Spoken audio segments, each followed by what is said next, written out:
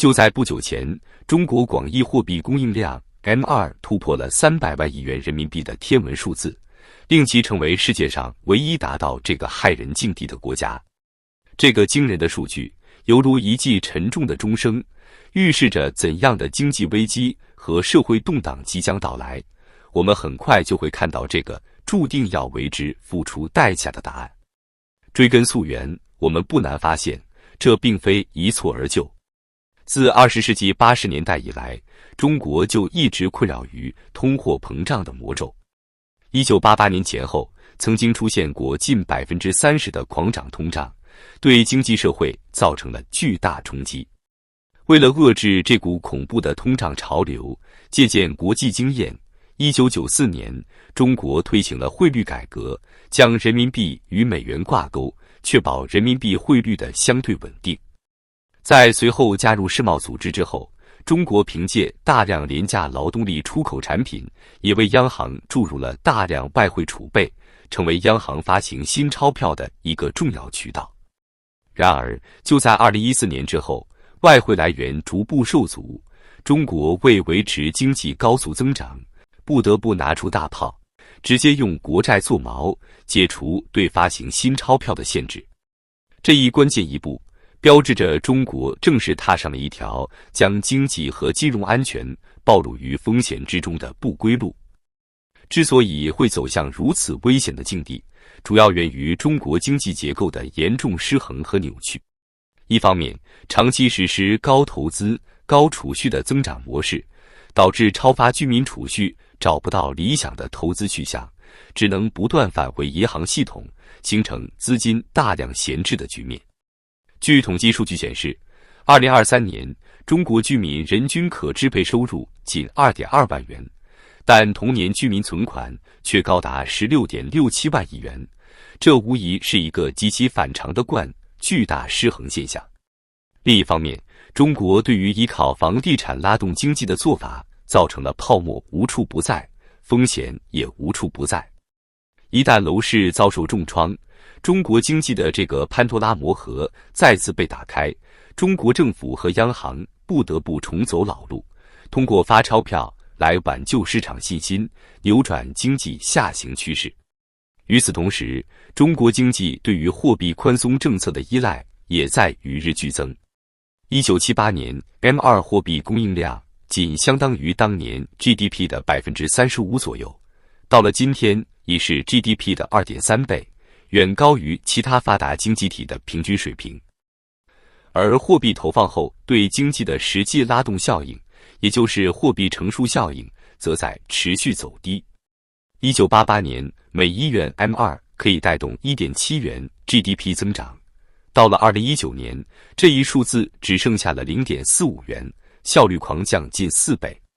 令人痛心的是，货币在大规模投放后，由于中国缺乏高效率的直接融资渠道，往往很难流向真正需要资金的实体经济领域，比如中小微企业、制造业、民营经济等等，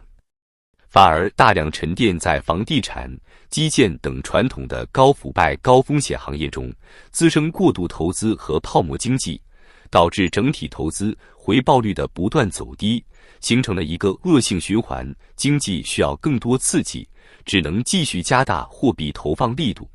但投放出去的货币由于种种结构性障碍，越来越难以高效配置，效果每况愈下，于是不得不再加大货币发行的力度，最终陷入恶性通货膨胀的困局。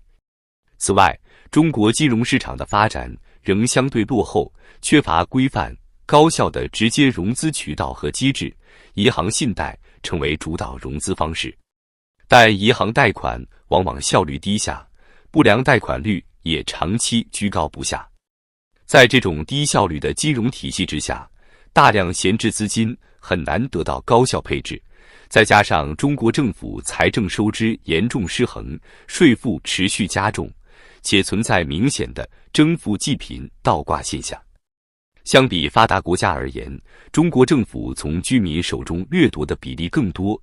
但其再次通过转移支付的方式回馈给民众的比例却少得可怜。这些结构性矛盾导致了中国整个金融体系的运行效率之低，系统性风险之高。要维系经济运转，货币发行量的上升恐怕就成为一个不二法门。于是我们就看到了中国 M2 货币供应量从100万亿突破200万亿，最终攻克300万亿的惊人纪录。可以说，短短不到10年的时间里，中国所经历的货币投放量相当于上世纪60多年的总和。而这背后正是中国通过发钞票和加大基建投资来托底和拉动经济增长的愚蠢做法。不仅如此，现在中国央行还获得了直接下场买卖国债的新权利，这相当于把过去违规增发人民币的行为直接合法化了。一旦发力全开，货币发行量很可能还会呈现出更加爆炸式的增长，届时旷日持久的通胀就将成为不可避免的结果。与往常宽松政策下人为刺激经济不同，这次超发的货币并非针对性投放于特定领域，而是无端释放到整个经济体系内。从货币供给角度看，注定将引发整体物价飞涨、贬值潮和通胀。这种通胀潮将对各阶层人群造成怎样的冲击？相比发达国家，中国政府财政收支的失衡更加严重，人民承担的税费负担更重。一方面，征税过度过重，几乎把百姓最后一件外套都扒了下来；但另一方面，福利支出的回馈却又缺乏同等程度，致使民生民富大幅落后于税收征管水平。这就是中国被戏称为国富民穷的缘由所在。当经济出现问题时，百姓首当其冲，但政府却很少拿出实实在在的惠民实惠举措，充其量也不过是例行公事而已。与此形成鲜明对比的是，在发达国家如美国，发行美钞需要国会的最终审批，作为第三方的一道制衡机制。可是在中国，政府和央行就没有这种限制，他们可以为所欲为，肆意妄为。他们只需在办公室里的电脑上敲击几个数字，新钞票就会如滚滚洪流般泛滥成灾。大量货币注入必将带来恶性通货膨胀和货币贬值。而当工资收入赶不上物价上涨的步伐，中国绝大部分居民将首当其冲，不得不承受贫困和温饱的巨大威胁。据估计，现如今中国就有高达6亿人口生活在这种边缘状态之下，每月可支配收入不足1000元人民币。一旦通胀爆发，他们将成为第一批遭殃的群体，生存本身就将成为一道让人绝望的考题。与此同时，努力追求小康生活的中产阶层，多年来辛勤工作赚取的收入也将就此付诸东流。他们为了更好的教育资源、更优质的医疗保障而精打细算，却可能在通胀的狂涛骇浪中一夜返贫。一旦社会阶层固化僵化，阶级矛盾激化，动荡与暴力就指日可待。更不用说那些高净值家庭了，他们的资产配置主要集中在房地产、股市等风险较高的领域。一旦通胀带来资产泡沫的彻底破裂，他们将成为损失最惨重的群体。巨额财富的缩水无疑将加剧整个社会的贫富悬殊，阶层分化加剧，成为社会动荡的一个导火索。所有这一切都将加剧中国社会的贫富悬殊和阶层分化。当有钱人与穷人之间的矛盾升级到一个临界点，暴力冲突和大规模的社会动荡就很难再避免。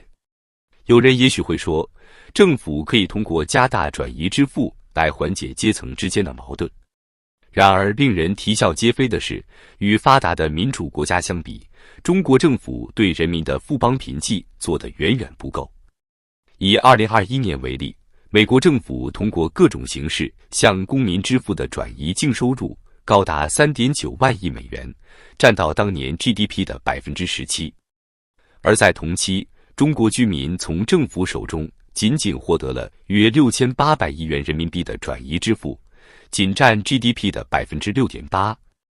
也就是说，作为交纳税费的回报，美国人比中国人高出将近3倍之多。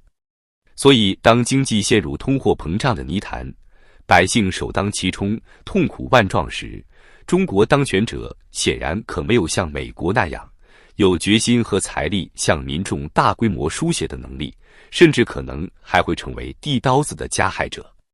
可见，中国滥发货币和通胀肆虐，给广大普通民众带来的将是巨大的生活压力、阶层洗牌、是非曲直颠倒、一切失控的苗头已经暴露无遗。这不啻是一枚点燃了整个社会火药桶的导火索，一旦爆发，其后果将是灾难性的。也许中国当权者认为，有了无限制发钞票的武器在手，就能左右经济的命运。但他们是在用眼前的虚假繁荣，换取未来无休止的经济危机和人民群众的痛苦。从这个角度来看，中国超发货币引发的恶性通胀，不啻是一场经济文革，用极端化行为贻害无穷。当这场经济浩劫真正到来时，中国当权者将为此买单，承担起无可回避的巨大代价。